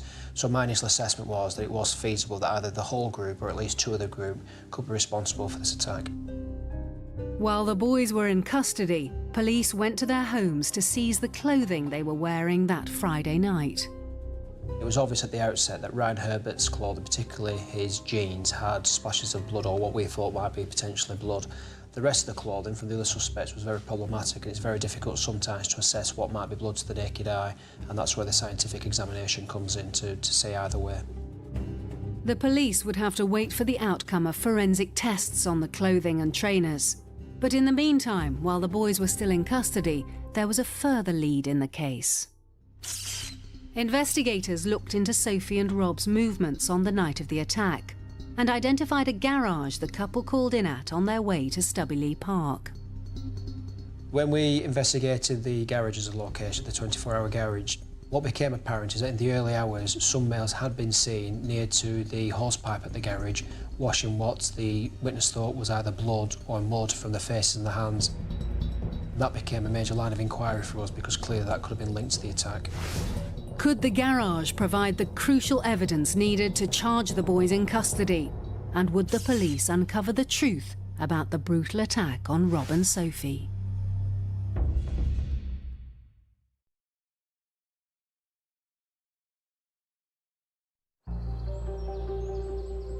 Lancashire police were investigating a brutal assault on a young couple, which left them fighting for their lives in hospital. Officers were making progress on the case and had now arrested 5 local youths. With the boys in custody, investigators continued to look into every possible lead and had identified a garage that might hold valuable CCTV evidence. When me and the investigation team first learned that a male had been at the garage washing blood from his hands and face within an hour of the reported assault within Stubbley Park, we were all convinced that must be connected, and we're very enthusiastic around the potential lines of inquiry around that. But police found out there was no CCTV footage as the system wasn't working. However, officers continued to pursue this lead, hoping to confirm that the man seen washing blood off his hands was one of the 5 suspects in custody. As a result of inquiries, it became apparent that that individual was actually involved in a separate issue and had been assaulted by something completely different. This was corroborated by several other witnesses as well, so unfortunately it was a real letdown to learn that whilst we did have someone at a garage washing blood from the hands and face, it was completely unconnected to our investigation, which was a real disappointment. The suspect at the garage had proved to be a red herring, but DCI Holden was still confident that the 5 boys in custody were responsible for the attack on Sophie and Rob. From the initial investigation, the initial interviews and the interviews with the key witnesses, certainly the interviews with the suspects as well, I was relatively satisfied that we had our 5 offenders. The consistent picture was that 5 males had been involved in attacking Robert Maltby. The issue for me was to make sure that we had sufficient evidence to prove that, but also the issue for me was that we had limited information around the assault on Sophie Lancaster, who obviously was equally seriously assaulted. However, thanks to their decision to use younger officers to interview the witnesses, one of them now confirmed that they'd seen the group attack the couple. Police charged all 5 boys with grievous bodily harm with intent for the assault against Robert Maltby. On the Sunday after the attack, that would have been the 12th of August, all 5 were then charged with the assault against Robert Maltby. At that stage, they weren't charged with the assault against Sophie Lancaster because we had insufficient evidence at that time, but we were relatively satisfied that because it followed on straight after the assault of Robert Maltby, we were looking at all those 5, or at least a few of those individuals within that group, as being responsible. As they had no previous history of violence, 3 of the suspects were released on bail. Ryan Herbert and Brendan Harris were remanded in custody at a Young Offenders Institute.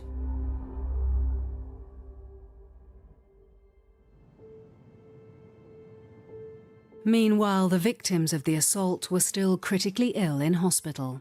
After that first week, it was hoped that both Sophie and Rob would recover.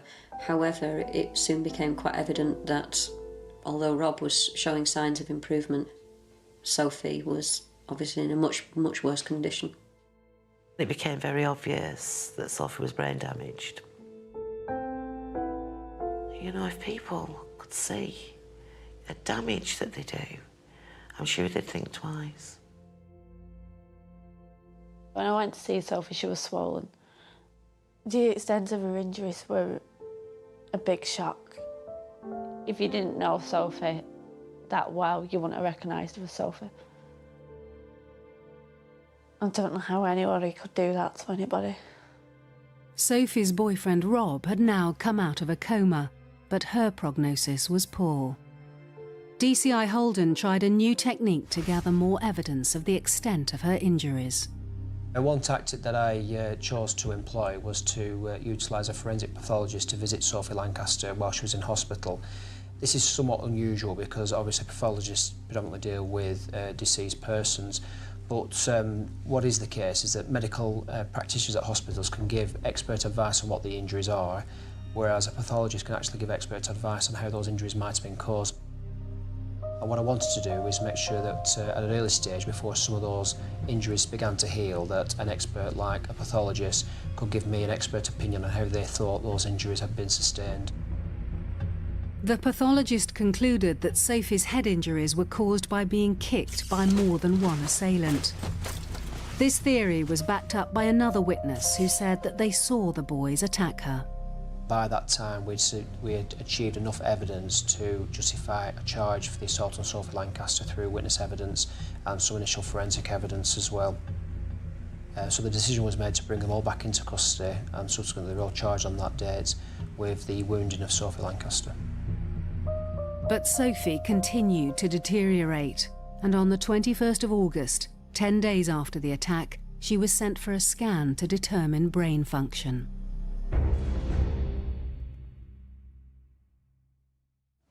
We heard the news that they'd done a brain test on Sophie and that there wasn't any activity, and then it's serious.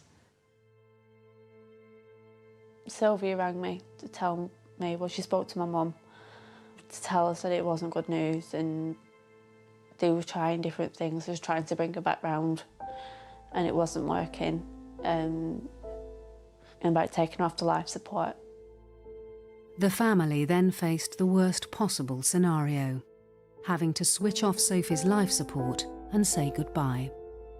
They pull the curtains round, and it was the first time,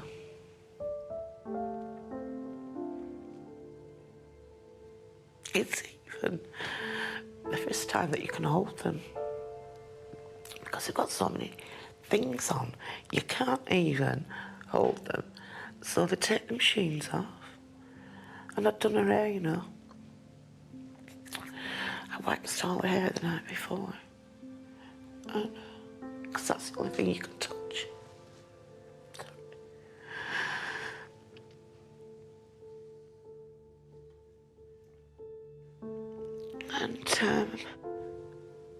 And I laid down with her and she died. It was a devastating blow for family and friends, and this tragic turn of events also had a huge impact on the investigation. When Sophie passed away and we learned that she had died, the big change for us is that it was no longer just an assault investigation, it was a murder investigation. And there was some real enthusiasm for me and the investigation team to make sure that we brought the right people to justice who'd been responsible for murdering a 20-year-old girl in a park in Berkeley. The police proceeded to interview all 5 boys again, this time on suspicion of murder. When we interviewed the 5 now for the murder, post the death of Sophie Lancaster, it was a completely different scenario for those 5 individuals. The dynamics of the group changed because clearly those individuals who might not have physically assaulted Sophie Lancaster then became very keen to tell us exactly who had done what. Bearing in mind that it's a difference from an assault charge to a potential murder charge, it was clear then that those individuals who thought they could provide details of who killed Sophie wanted to do so and distance themselves from the murder. The account that we got from Brendan Harris was that the assault on Sophie Lancaster was completely down to Ryan Herbert, and Ryan Herbert provided no comment interview throughout the process. The boys' admissions were supported by the results of the forensic investigation. Primarily, Ryan Herbert was the one with the most forensic evidence on his clothing, and what he had was Sophie Lancaster's blood and Robert Maltby's blood splashed up the inside of his trousers, and also quite well embedded into the tread of his trainers. And what the forensic scientists were saying is that the only way that could occur is if he was stamping in pools of blood, or what is probably more likely the case is stamping on the victim who is bleeding profusely. So that was really compelling evidence. Ryan was now the prime suspect for Sophie's murder, and while in custody at Lancaster Young Offenders Institute, police monitored his phone calls. He subsequently rang his mother and had a conversation with his mother about the death, during the course of which he made an admission to his involvement to the attack on Sophie Lancaster, which was obviously very compelling evidence. As a result, we had to make a formal application to the prison service to allow us to use that as evidence in the potential trial. The gist of the conversation between Ryan Herbert and his mother was that his mother was saying to him that even though Sophie Lancaster had died, he'd nothing to worry about if he wasn't involved, to which he responded, "Well, I was." Ryan Herbert was articulating what investigators thought all along, that he was central to the attack on Sophie and Robert. And as if that wasn't enough, police had another tactic up their sleeve. They bugged the police van Ryan Herbert and Brendan Harris were travelling in from the Young Offenders Institute. The results of the listening device was that there was a discussion, unsurprisingly, about the incident, specifically about the murder, and Ryan Herbert made reference to kicking Sophie Lancaster like a football. When we heard that particular comment, that was completely consistent with everything that we were presented with forensically and from the pathologist, which is severe kicking around the head. And one of the key witnesses describes the victims being booted, really booted, and that's the actual terminology.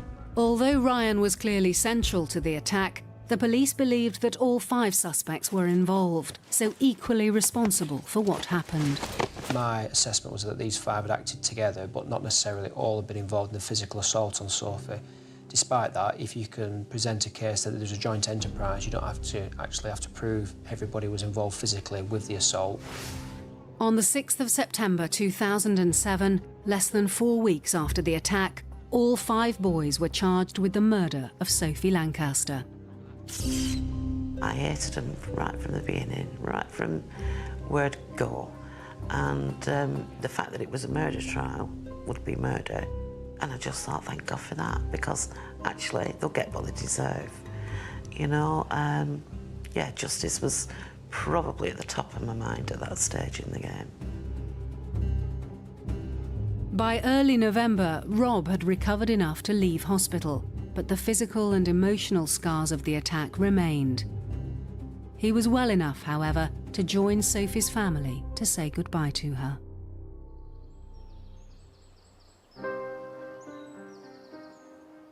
The funeral was absolutely amazing. There weren't a single person missing.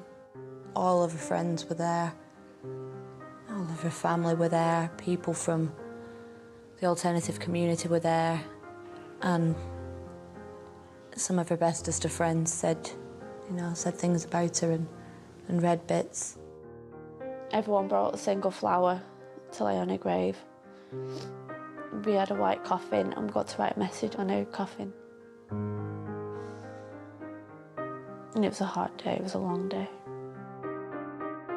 The atmosphere at the funeral was very positive, very sad, but it's about celebration at the end of the day, you know, a young girl, and she deserved to have her life celebrated. It was really quite uplifting. Sophie may have been laid to rest, but justice had not yet been served. The case was set for trial in March 2008. Would the witness testimony and forensic evidence be enough to secure a murder conviction against the suspects?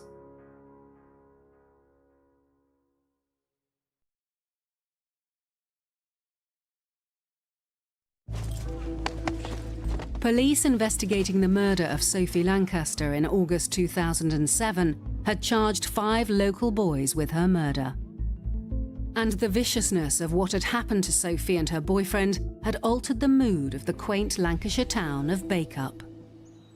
People were absolutely appalled at what had happened and disgusted. They were angry, they were annoyed, and they felt that they'd taken something away from their town. They'd made their town a hated place, and that was wrong. But prior to the trial, the legal team of Ryan Herbert, one of those accused, tried to have the charge of murder reduced to manslaughter on the basis that he had diminished responsibility on the grounds that he was autistic. We got a very renowned national and international expert on autism who actually came to Lancashire prior to the trial and did a run assessment of him. And her assessment was that he wasn't autistic, and consequently that defence was withdrawn. The trial began on the 10th of March 2008 at Preston Crown Court. No, it was horrible going into that court. It was horrible. You know, you're in a small courtroom with their families. And it's really scary. It's scary, you know, and all you want is justice done. You want justice for Sophie. All 5 defendants pleaded guilty to the charge of grievous bodily harm with intent against Robert Maltby and were facing the charge of murder of Sophie Lancaster. But on the first day of argument, the prosecution and all in the court were in for a shock. Herbert admitted that he had killed Sophie, and suddenly everything changed. The police and the CPS then took the tough decision to withdraw the murder charge against 3 of the boys. Herbert's admission and plea diluted the evidence against them, and what their defence team were arguing is that this is two separate incidents. Their clients were involved in the first incident, but they weren't involved in the second incident. What we were trying to say is it's all one incident that they all were involved in as a joint enterprise. When Herbert admitted his part in the murder, it diluted that scenario, really. So that left the prosecution needing to prove the charge of murder against their other prime suspect, Brendan Harris. And they set out their case of what had happened to Sophie and Rob that fateful night. What we know now from the night of the attack is that Sophie and Rob had been at a friend's house on the outskirts of Bacup, drinking, not heavily, but they'd had some drink. They left at about 11:40 p.m. on Friday, the 10th of August 2007, and we're probably going to do the walk, which will probably be a couple of miles to their home address in Bacup Town Centre. We now know that they took a slight diversion to go to the all-night garage, which is on Market Street, where I think they bought some more cigarettes. And that's where they first encountered a group of predominantly young girls who were very intrigued by their appearance, because they both had a lot of piercings and obviously dressed like goths or moshers. They built up a bit of a rapport with that group, got into conversation, agreed to join that group at a second location known as the Fudge Factory on Park Road, which is literally yards from the entrance of Stubberley Park. We do know that there was more socialising there with that group before they then agreed to move on into the skate park within Stubberley Park. Whilst it was in Stubberley Park, we know now that our group of 5 offenders were already there, 2 of which had already been drinking heavily and involved in some sex with some young girls in that park. The other 3 had been at other locations. They came together as a group. While Sophie and Rob were getting on very well, predominantly with the girls, our group made reference to Robert Maltby and comments like, "Let's batter him." For some reason, someone said, "Hit him." Someone said, let's hit him, and they started on Rob. Come on, let's batter him.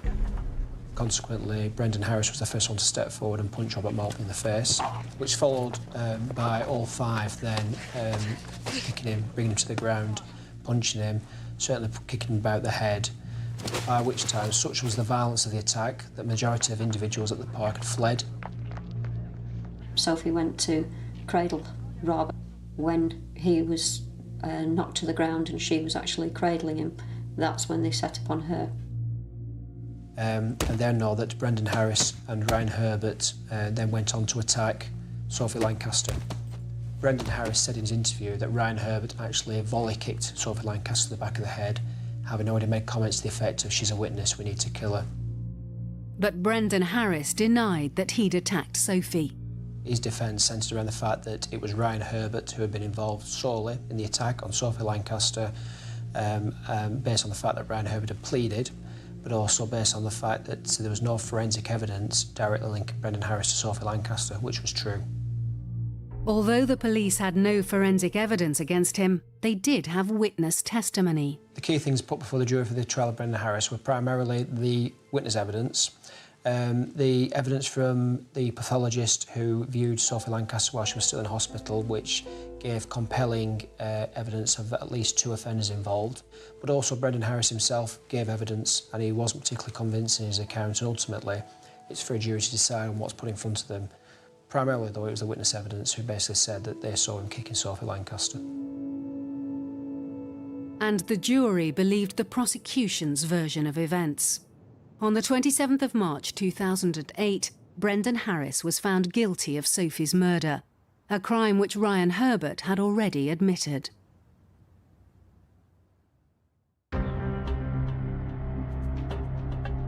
But what was never addressed during the trial was why the boys had attacked Sophie and Rob. Sylvia has a theory. The reason for the attack is because they were alternative. That's the reason. Because they chose to be who they were. Personally, I think that they were jealous because Sophie and Rob were interesting. Sophie and Rob were different. The only reason we ever got targeted was because of the way that we looked, or the way that we dressed, or the music that we listened to. And Sophie and Rob were never the kind of person that would have done anything to offend anybody else. The individuals involved, particularly Herbert and Harris, had been drinking that night. They'd been involved in sex that night, and the behaviour was almost like feral. It's almost like the next thing after drinking and having sex is gratuitous violence. Certainly they've been involved in similar acts of violence previously as well. And I think when you look at Sophie and Rob's profile, they were there at the wrong place at the wrong time, looked differently. The ones that stood out from the crowd, probably two individuals who weren't ordinarily members of that group, but because of the way they looked, they were probably straight away identified as, you know, individuals who could be picked on, bullied, and that ultimately was probably the motive for the attack, really. On the 28th of March, Brendan Harris and Ryan Herbert were sentenced for the murder of Sophie Lancaster. Brendan Harris got 18 years imprisonment. Obviously it's life imprisonment, but with a tariff of a minimum of 18 years. Ryan Herbert got the same life imprisonment, but with a minimum tariff of 16 years and 3 months. Ryan Herbert appealed his sentence, arguing that he'd not had enough reduction for his guilty plea and had it reduced by 9 months. The 3 other defendants, who had all earlier pleaded guilty to grievous bodily harm with intent on Robert Maltby, were sentenced to between 4 and 6 years for their role in the attack. You know, during that sentencing programme, yeah, it does make a difference, you know. At least you think, you know, they got 16, 18 years. You're good on your judge. Then you've got the other side, you know, you've got the other 3 there who only got 5.5 and 4.5, and that's not good enough. I just don't think it's enough. To be honest, they're still going to have a life at the end of it, where Sophie's not.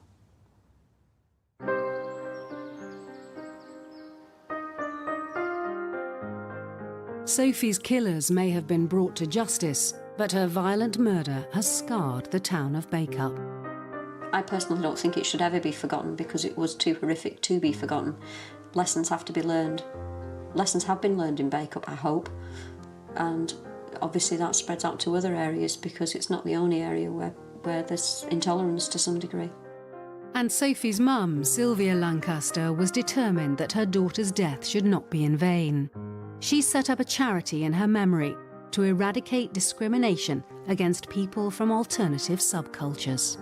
I just wanted people to understand that goths, metalers, emos, punks, who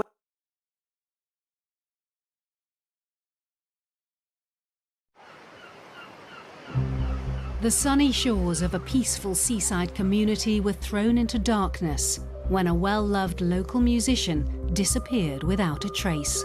This is a person that's suddenly vanished off the face of the earth, and for no apparent reason. It was a case that left investigators bewildered. I had absolutely no idea who the perpetrator might have been or what the motive might have been. And a family in torment. There was no body, no person. That was absolutely terrible. But when the truth finally surfaced, it was darker than anyone had feared. It was absolutely like something out of a horror movie.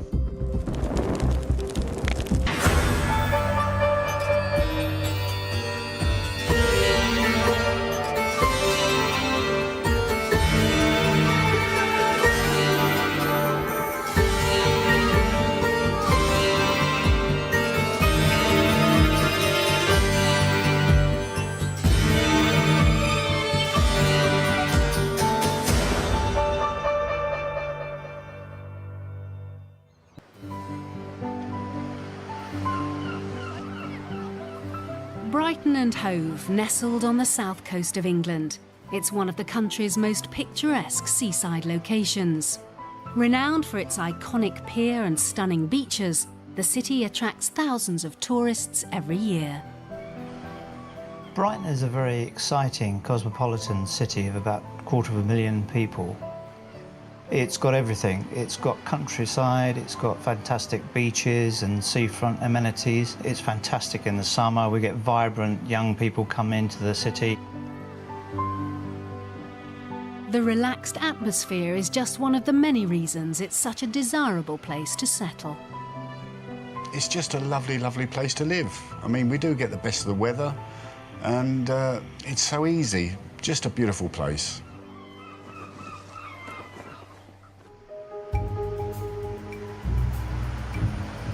But back in 2003, on Friday the 14th of March, the peaceful atmosphere was disrupted when a worried resident, Malcolm Sentence, had concerns about the whereabouts of his girlfriend, Jane Longhurst, a local teacher and accomplished musician. I got this call and she said, "Have you got Jane with you?" Because she wasn't there. I said, no. I said, I expect she's gone down to the Brighton Youth Orchestra, where she used to help out sometimes to coach some of the violin pupils. And he said, oh yes, that'll be it. And then about an hour or less later, he phoned me to say, no, she wasn't there. And then he phoned me every hour. And he was very frantic. But with each passing hour, worries began to spread, as Jane's friends were also contacted by an increasingly alarmed Malcolm. He was obviously distressed and very worried, and he said, "Is Jane at your house?" My immediate instinct was, has there been a lover's tiff or something like that, maybe? But Malcolm was inconsolable. If they'd had a tiff or something and she'd gone off, she would have told him. She would have left a message to say that she needed some space and she was going off somewhere. The fact that she didn't do that pressed alarm bells. The following morning, and with Jane still missing, Sussex police received a despairing call. Her partner Malcolm contacted the police in the very early hours of Saturday morning. So he'd basically spent the day on Friday trying to find Jane through his own means, and eventually he contacted the police. He'd expected to come home and find her actually at home, but she wasn't there. So he tried to contact her by ringing her mobile phone, and he couldn't get through, and that appeared to be turned off, which again was very unusual for Jane and obviously caused him great concern. Officers quickly headed to the couple's flat to interview Malcolm and see if they could uncover any clues that might help explain Jane's disappearance. They established that Jane had taken her purse and that she'd taken her mobile phone. It was difficult to establish what clothing she was wearing at the time, but what was quite evident was that aside from those bare essentials, everything really that Jane owned was still at the flat. The fact that she hadn't taken any more than her bare essentials suggested that she'd gone out intending to come back home. So why hadn't Jane returned to the home she shared with her boyfriend Malcolm? It was the question police hoped to answer as they started to make local inquiries. In the very early stages, obviously Malcolm would have been interviewed, questioned at some length, and asked to think of any place where Jane might have been. And officers would have spoken to neighbours, and they would have spoken to friends, and of course no one was able to offer any information. As police broadened their local inquiries, worries rippled through the Brighton community. My first feeling was fear. I have to be honest. I had sort of a, you know the way you get a premonition? I didn't like the idea. I did not think Jane would have disappeared from her friends' lives without telling them. I just felt a real unease. And for Jane's mother Liz, worries were intensified, as she'd planned to meet Jane that very day. Well, I was meant to have met her up in London to go to an exhibition at the National Portrait Gallery. But on the Wednesday, 2 days before, I really felt so ill. I phoned her up and I said, look, Jane, I'm just not well enough. Do you mind if we postpone it a week? And she said, oh, that's all right. Yes, yes, yes. And so when I woke up on the Friday morning, actually, I felt better. And I could have gone up to London, but I just thought, we've made this arrangement, let the arrangement stay. But I felt very uneasy all day about that. After 48 hours and still no sign of Jane, the case was referred to investigators at the CID, who immediately got to work. We set about actually trying to develop, if you want, a profile of Jane Longhurst. What sort of person she was, what her habits were, and therefore where she might have gone of her own accord. Officers soon learned that Jane worked locally as a teacher at a special needs school, but had been raised in Reading in her family home. Well, she was always a very lovely, happy child, and she smiled a lot.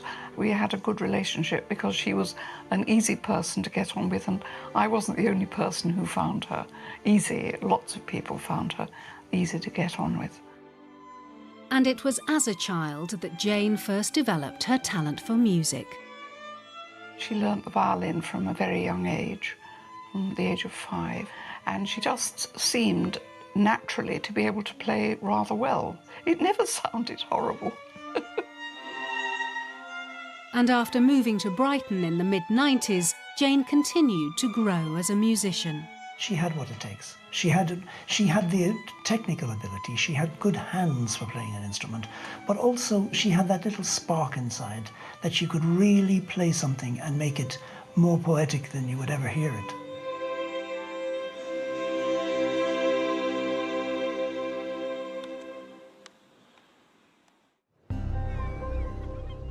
Investigators had pieced together a detailed report of who Jane Longhurst was, but the results only heightened concerns for her well-being. The profile we developed around Jane was that she was a very stable young lady. She had a full-time job. She was a very kind-hearted woman. She was in a happy relationship. She was financially solvent. I couldn't identify with any reason as to why Jane had gone missing, and there normally is a reason.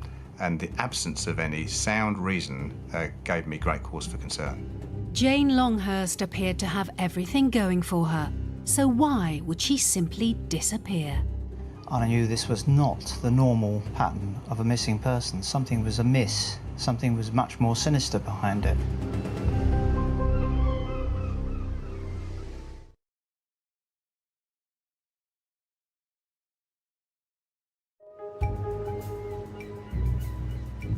The mysterious disappearance of local teacher Jane Longhurst in March 2003 had left a dark cloud hanging over a fun-loving seaside community. Because it's local, it has a big impact on you. You know, for the first few days, there's not a day goes by when you think, oh, that young girl, something's happened to her, you know, and it was round the corner. This is a person that's suddenly vanished off the face of the earth, and for no apparent reason. Everybody we spoke to said this is completely out of character. After 48 hours and still no trace of Jane, even her closest friends were starting to fear the worst. Probably a couple of days after she went missing, I felt that something had happened to her. In my heart, I felt that she wasn't with us anymore. Investigators on the case also had an uneasy feeling, and analysis of Jane's bank records led to even further concerns for her welfare. We discovered that she hadn't used her bank card at all over the course of the weekend that had followed Friday. She regularly used her bank account, she regularly drew money from her account, and if she wasn't drawing money, then the question was why. The ominous change in the pattern of her behaviour was also uncovered when police examined Jane's mobile phone records. We discovered that Jane's phone hadn't actually been used since Friday morning, and as time passed by, that became obviously more of a concern to us. Phone records also showed that Jane made several calls before she went missing, the final one being made to a good friend of hers who police were keen to speak to. Statistically, the last call is always very important. In this case, Jane had spoken to a friend of hers, and in fact she spoke to a friend's partner because she was away at work. Police took numerous statements, but with phone records leading to no immediate leads, investigators then turned their attention to those closest to Jane. It was quite clear that we were going to have to look at what Malcolm might know about her going missing, because there's always the concern, of course, that a person might go missing, and the reason that he or she has gone missing is because they've fallen victim to the partner. And it wasn't just Malcolm who was being watched very closely by police. They came into the house, began to talk. They took me into one room, they took my wife into another room, and we were obviously serious suspects. We were questioned for hours. It went on for hours. I began to feel the real stark reality. They're not here for a Sunday call. They were really suspicious. That's a very, very, very scary feeling. It appeared that everyone was now under suspicion, but police were still searching for that vital clue. With Jane now missing for 4 days, the decision was made to launch Operation Keen. 45 officers were brought in to help expand house-to-house inquiries and to handle the growing workload.